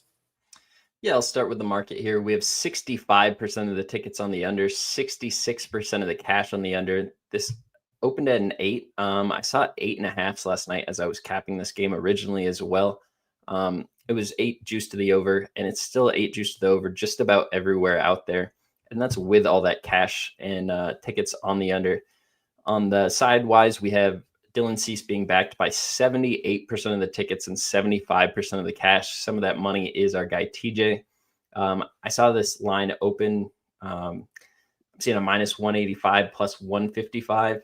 Some of the domestic books are still pretty much on board with that. Some of the offshores have like 173. I think I see is the best number on the San Diego Padres, plus 158 is the best number that I see on Palante and the Cardinals. So you can get a little bit of value depending which way you really see this game. And I think that's because there's a ton of variance involved here. Andre Palante is a guy that's his last 4 starts. We look at him, 7 earned runs versus the Washington Nationals on 9 base runners, 5 earned runs on 11 base runners versus the Arizona Diamondbacks, a team that was absolutely reeling at that point. They were already knowing that the trade concerns were coming in, and then 5 earned runs to the Colorado Rockies. And maybe you can chalk a little bit of that up to him being a contact kind of pitcher that was pitching in cores and just got BABIP to death. But his last start out versus Miami, he looked really sharp. Just 2 base runners, 1 walk, 1 hit, 7 innings pitched, 0 earned runs. And that's to a Miami lineup that is hitting the ball just as well as the Padres are right now. Like, if we look at the actual pieces in the lineup, everybody and their brother would tell you that Padres are way better, but they've been underperforming for a long time at this point. And I think Andre Palante here, this is a pitcher-friendly ballpark. Pal has this modeled at minus 7% runs overall. I think this is a spot where he might come out there and pitch well. The other side of this is we have Dylan Cease. He's a guy I've liked since watching him in the minor leagues. Like, he's got really nasty stuff, but his curveball's kind of disappeared. He's really become a 2-pitch pitcher recently, just throwing that slider and that 4-seam fastball a ton. And what he relies on to get outs is strikeouts. And if we look at the St. Louis Cardinals, they don't strike out a ton. If you go and sort all the teams by strikeouts, they're right at the bottom of the list of the amount of strikeouts they've accumulated on the season. Not necessarily the best lineup, but they have pretty good bat control. And I think that gives Dylan Cease some issues, because if he can't rely on getting those strikeouts with the slider being thrown out of the zone, a lot of those strikeouts turn into walks. And we've seen that happen multiple times this season. His last 10 games gave up 3 walks to San Francisco, 5 to the Dodgers, 3 to Kansas City, 3 to Cincinnati, 3 to Arizona, 3 to Miami. And then his last start out there, he gave up 5 walks to the New York Mets and 5 hits and gave up 5 earned runs to that team. And that was in the same pitcher-friendly Petco. So there's a lot of variance involved in it. I personally think Dylan Cease can go out there and pitch pretty well, but the numbers don't necessarily support it, and the market's not telling me it either. Ultimately, I just got to stay off this game. I think Andre Palante has the ability to go out there and pitch well. I also think he has the ability to get absolutely shelled. These Padres bats, I do expect to wake up at some point, and it's just hard to circle when it's going to happen. I'd rather see it before I try to say it's going to happen, and I'm just going to be off this game altogether. Yeah, a lot of expensive bats in that batting order. This team, if you ask me, this team should be way over 20 games over 500. This team is stacked. That manager, Mike Schmidt, too. I'm not even sure where that guy came from. I don't really know how much I like that guy either. With this personnel that you have, this team should be much better. And now that the more I'm looking at the spoons, I'm kind of with you. I kind of like the Cardinals, honestly, in a way. The line's not really moving here with the market. And I mean, you look at both these teams. I mean, the Padres are a way better team from an X and O standpoint. I'm not going to move on the Cardinals here. Amazing now. They added Mason Miller. You touched on that, but like Robert Suarez, like they were already loaded before they added him. Like again, maybe not necessarily performance-wise this season, but I mean, they got like 4 guys here that can touch 100 miles an hour with a fastball. 3 guys averaging over 98. Morjan, Adam, Mason Miller, Suarez, Estrada. Like, this is a very good San Diego bullpen. And they need to get wins. So if Cease is having one of those bad starts, I could see them going to that bullpen early and trying to figure out a way to win this game, because like you said, this team still has playoff hopes. They're very much in the wild card contention. A lot of variables here, but I feel like San Diego should be favored even more than what they are. And watching the market not really react to the cash coming in, I don't know what to make of it. There's still a lot of time before this game, so a lot can develop. Limits probably aren't even fully opened at all the books still at this point. They wait till a few hours before game time for some of that. So I'm just going to be off this game. I have a lot of bias towards thinking Dylan Cease is going to be a better pitcher than what he is. And it's one of those things where you see it in the first inning, he either shows up with everything or just looks like a gas can out there. And I vividly remember an Arizona start a couple weeks ago, gave up 6 earned runs, 5 hits, 3 walks. He just doesn't have it every time he steps out there, and it's hard to guess when he's going to. I'm not looking at his bullpen right now. He's probably warming up already. All right, it's going to be a pass for Spoons and I. Great breakdown, those Spoons. Yeah, this is a tough matchup right here. I'm not going to end up moving on this, but the more I'm looking at this, I do think the Cardinals are live to win this game, just from like a market standpoint, because the line isn't moving too much. But we can move on to our next game. We've only got 2 games left on the card. Let's move on to, I think this is the Seattle Mariners, Texas Rangers, and I see my guy ready backstage right now to come on. Let's see. Gorky said, in case I messed up, plays Rangers Phillies money line. Okay. Shout out to Gorky. All right. Without further ado, let's bring on our next guest. Let's bring on our guy right here, man. Sports scientist Jacob. This guy has been everywhere. Wanted to give you a better intro than that, but our guy, sports scientist Jacob, man, this guy's been showing us so support on Twitter, on YouTube, man. Love everything you're doing over there, man. Love that you share your plays. I love that you always have that loaded card, man. It's cool to see. So shout out to you and appreciate you for always coming on Walk Off Wagers. We'd love to have you here. So I'm gonna have Spoons intro this game. I will be right back. Texas Rangers, Seattle Mariners. Take it away. Yeah, Texas Rangers, Seattle Mariners. Jacob deGrom on the mound versus Logan Evans. Jacob, good to see you here today. 66% of the tickets have come in on the Texas Rangers. 58% of the cash come in on the Rangers. This line opened up minus 145. I saw some of the domestic books open it up even 150-ish, and it's come down. I think it's minus 138. On our screen, those numbers are flipped. Texas is the favorite and Seattle is the dog. So don't make too much of that. But with all the cash coming in, all the tickets coming in on Texas, this line moving towards Seattle, it makes me think Logan Evans is going to have a really good start out there. 73% of the tickets have come in on the under. 84% of the cash has come in on the under. 7.5s across the board. Open closer towards a pick 'em, and now you're looking at minus 125s and even some 7s popping up out there. So I think they're really telling you both of these pitchers are probably going to do well. Logan Evans, on the full season, you can circle some spots where he's done pretty poorly, like his last start. He gave up 6 earned runs, 9 base runners to the Oakland Athletics, but that was there in that Sacramento ballpark where it's really easy to score runs. And this is the exact opposite. This is T-Mobile, one of the hardest parks to score runs on. You go back 10 years, that it's affected run scoring more than Coors Field has. And I just think it's difficult for batters to really get comfortable in the batter's box to line things up. And I think Logan Evans can have a good start here, a bounce back off his bad start. On the full season, a 2.6 ERA in this ballpark, and those are pretty good numbers.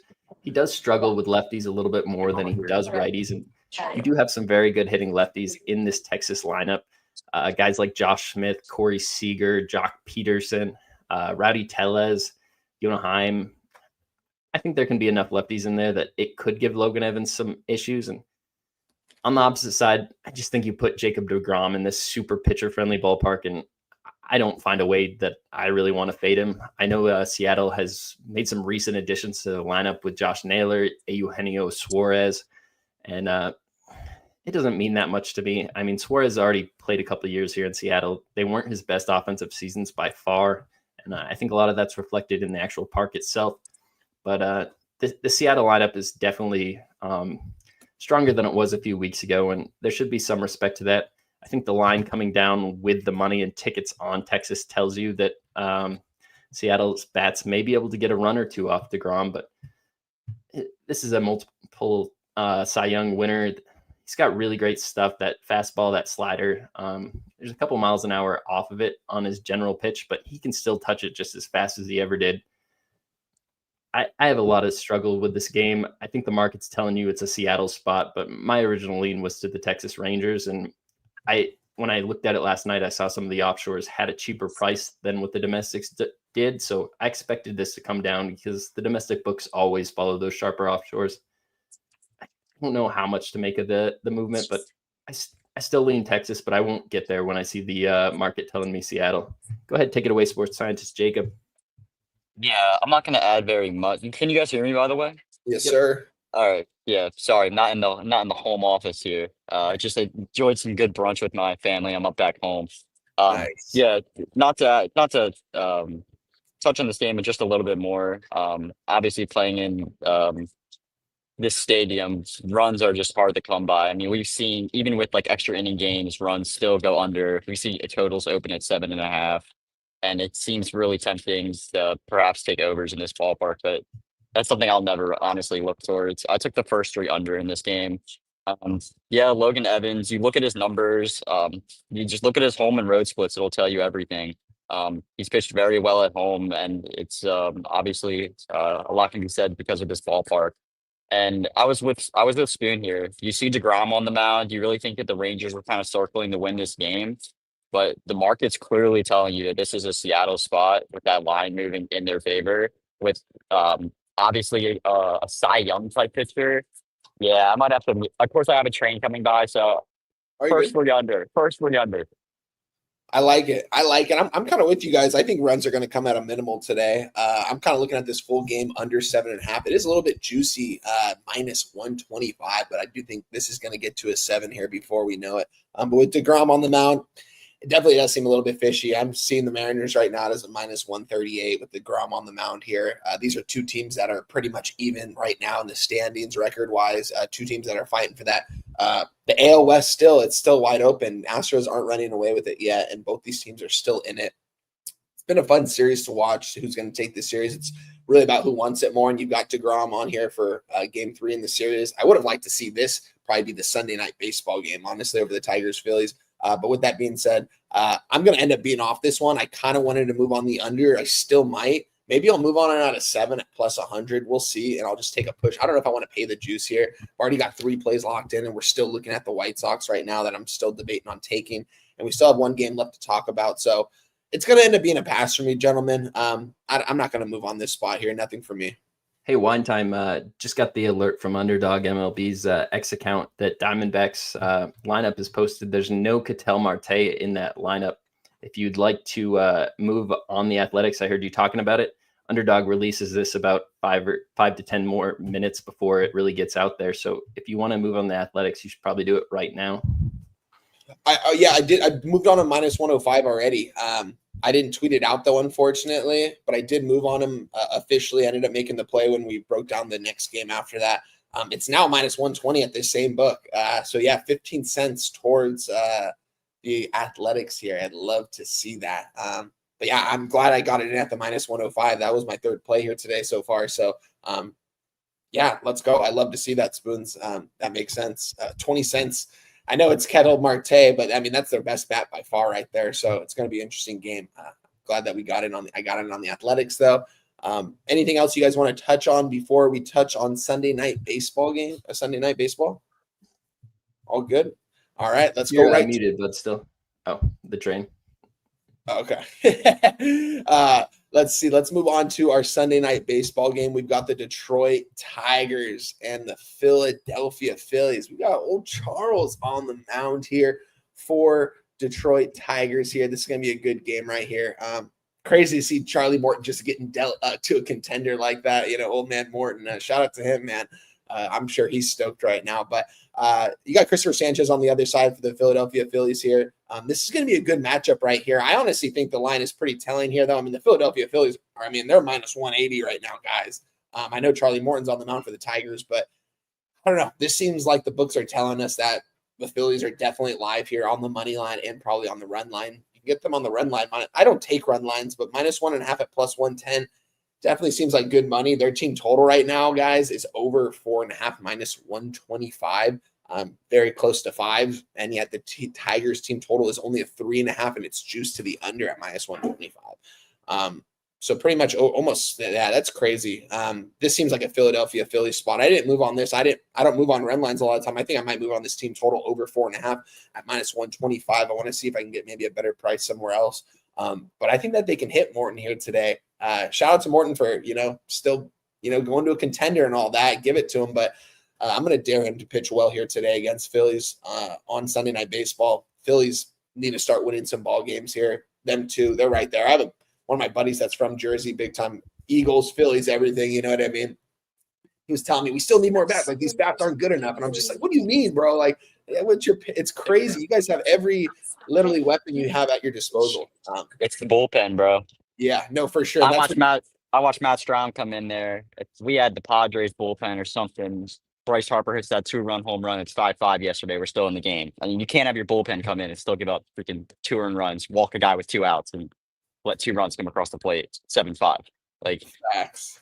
Dylan said Gorky needs a link and a shout out. I'm sorry, I didn't even see that. Jose, if you're I can't give the link. I can do it. I got you. All right. Should I touch on this game maybe? I think line. I think maybe not the -1.5, but maybe definitely move on the -1. You can still build it at a really, really good price. I don't think the line's barely moved that much. Limits probably aren't lifted on this game yet. But pretty much one of my favorite pitchers on the mound, Christopher Sanchez here. Um, I also have Framber Valdez pitching right now, another guy that I just love. Get all those ground ball outs. Um, are we going to talk about how dominant Christopher Sanchez has been at home? Dude's got a 1.57 ERA in his last 3 home starts. Um, Not to mention that the Tigers, as of recent, they're not getting the lefties. Christopher Sanchez really is dominant in getting out lefties as a left-handed pitcher, struggles more versus righties, and the Tigers are going to be able to put a lot of righty bats in that lineup. But one of them won't be Kerry Carpenter. You won't see him in the lineup because he against a left-handed pitcher. And I mean, you just said it. We got Charlie Morton on the other side of the mound getting dealt to the Tigers. I guess he's like ring chasing now or something. But I mean, this guy's consistently going out there and giving you 3+ earned runs. Like he's giving you, I mean, he's kind of just like an inning eater, in my opinion. A 7.5 ERA and a 1.67 WHIP in his last 2 road starts. Now it's your first start in Detroit. You got to come into the bank. That place will be bumping. I hope we can see the Phillies up in this game and Durant come out again with the freaking walk off. And like you said, I mean, the Phillies are still a top 10 lineup at home. They're one of the best home teams in baseball. And Bryce Harper, Kyle Schwarber, they have excellent history versus Charlie Morton. I think the line's pretty telling here that the Phillies are gonna, not to mention after losing with your ace on the mound yesterday. As a Phillies fan, yeah, it's not good to see Wheeler kind of struggling in his last 3 starts. His fastball is definitely not his location on his fastball. That thing's getting clobbered. So I'm kind of worried about that come time for the playoffs. Like he really needs to dial in. But I think the Phillies with Sanchez on the mound will get the win here.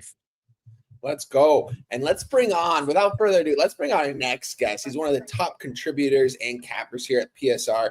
You see him all the Guys, I'm time. gonna head out. Yeah. I gotta head out. Appreciate your hard work, Jacob. Jacob. Enjoy Go family. Go Phillies. Good luck. Go Phillies. Yes, sir. We will bring on our next guest here. I apologize. When I go on live, I put myself on Do Not Disturb because I get notifications. It pops up on my thing. So I don't see when people message me. But shout out to this guy about to come on here. Always see him in the chat, always giving out his plays, man. Betting everything too. And he's always got the slips. So shout out to him. Let's bring on our guest, Gorky, to the channel. What's up, Gorky? Sorry, my bro. Good to see you, my guy. Happy Sunday. How you doing here on a wonderful Sunday? You're muted, my friend.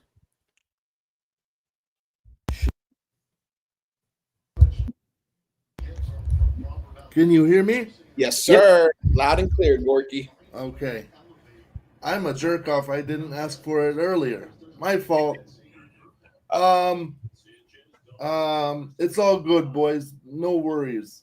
As I always say, there's no pressure. If you ever want me to come on, cool. If you don't need me, even better. Gorky, you swept the board last week on the show. Yeah, I only had 1 game though, bub. I think you gave out 3 or 4 in the chat. There was a couple of people commenting that they tailed you in all of them. I think they said they took like 3 underdogs in a parlay that they tailed you off of it cash. I was like, God damn. Because you gave out some tennis plays too, I want to say. Yes, because I do that every day. Tennis underdog action is where it's at, especially in women's. We'll talk about that later. But as far as this Phillies and Texas spot, like I'm parlaying the 2, and Texas, I just feel has the better pitcher on the mound, and this series is to be won. Back, home run into the Green Monster seats. Who was it? Correa. Oh, wow. What's the score in that one now, Gorky? I don't have the score popped up. 1-0 with 1 out, top of the 4th. I am watching on a little bit of a delay because it's a box. Yeah, no, you're good, my friend.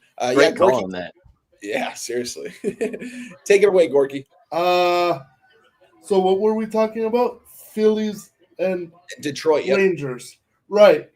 I just feel that on both of these games, both spots, I have the better pitcher. Even Charlie Morton is an absolute gas can.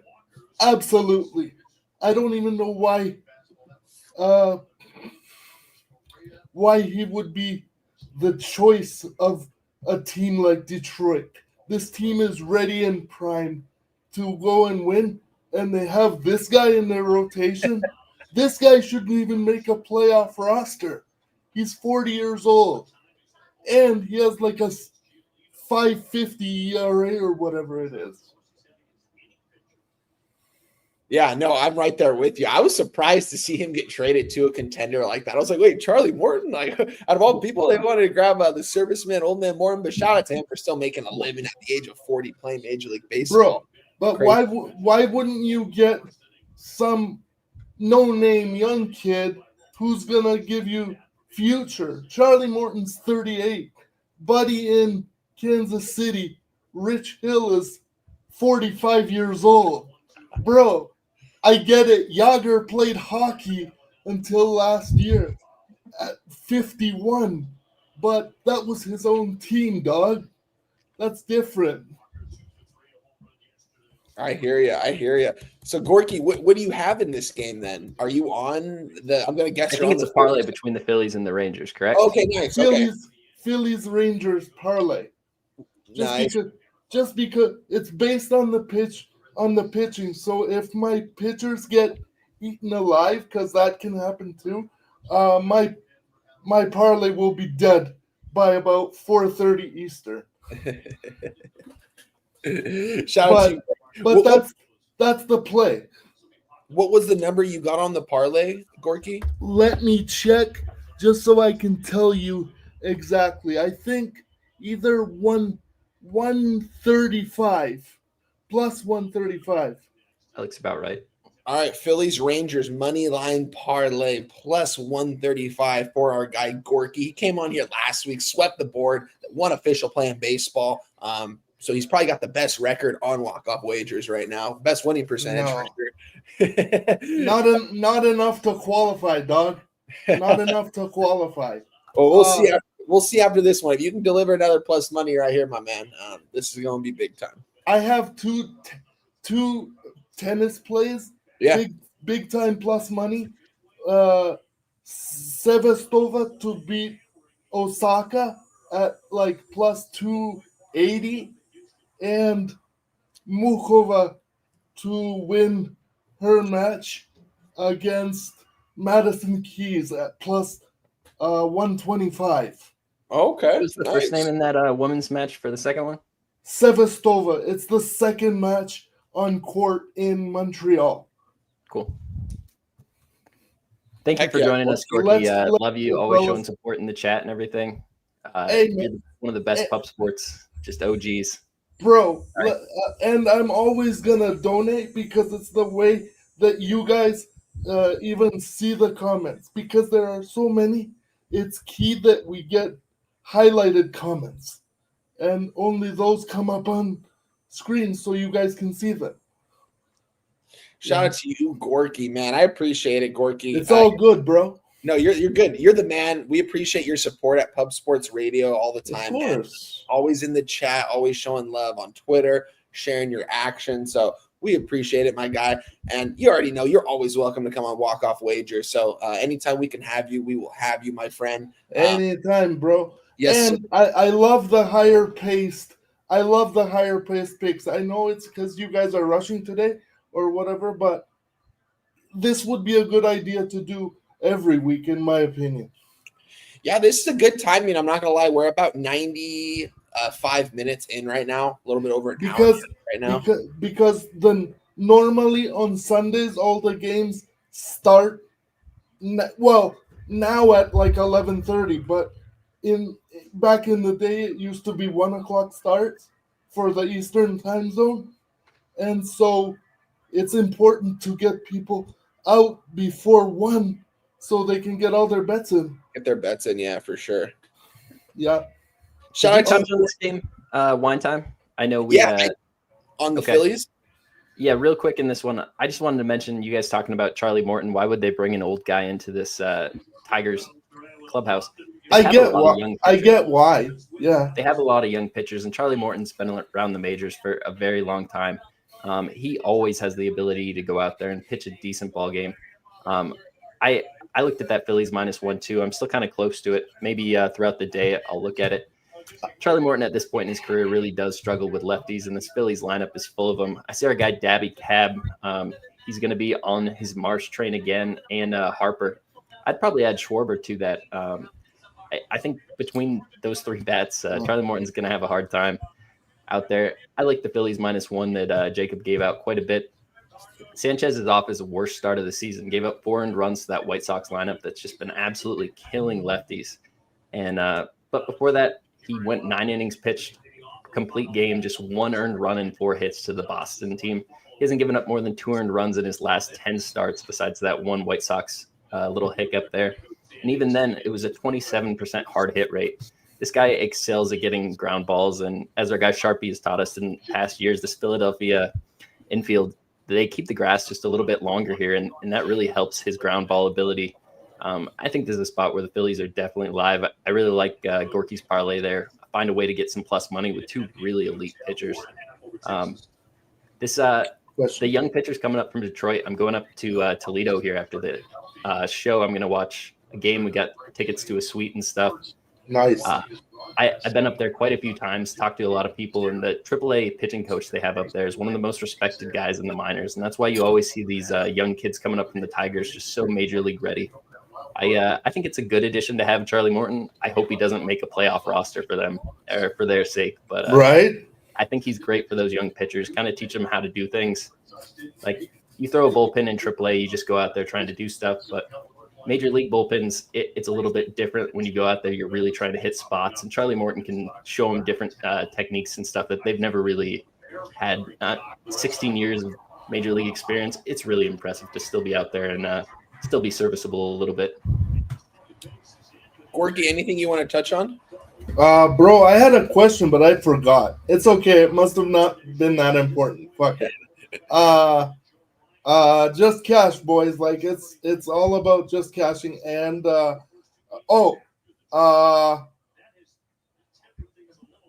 I didn't want to mess with Detroit and have them have to lose by 2. That's the only reason why I parlayed instead of take the 1.5, which is what I usually do when I believe in a team, usually on the road, because I want that extra 9th inning at bat. And I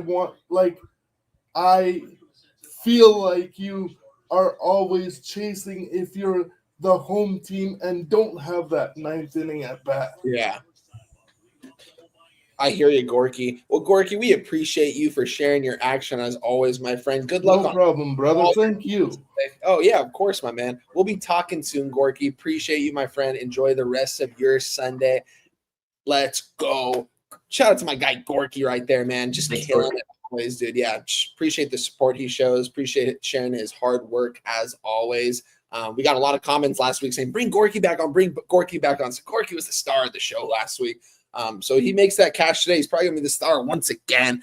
So shout out to him. But, guys, we're going to get out of here. Like Spoon said, he's got to go up to Toledo. He's going to enjoy himself a nice little minor league ball game. So I'm excited for him to enjoy that with the fam. Also, shout out to MMA Locker Room. He said Cruz Torres, Kyle Schwarber, home runs. That's a nice little – I'm sure that's a big plus money spot right there. Shout out to my guy Mills right there and all the MMA guys over there. Just killing it over there for the fellas. So appreciate them. Spoons, we're going to get out of here. But first, we got to recap our action. Before we get out of here, I'm going to go ahead and you recap yours, let people know where they can find you, and then I will recap mine and get us out of here. Yeah, I just got the 4 plays. I didn't add anything today. I liked where I kind of sat. I got the Astros money line -115. I got the Cubs Orioles over 7.5 -125. The Mets Giants first 3 under 3 -125, and the Guardians -110 or Guardians -1 -110.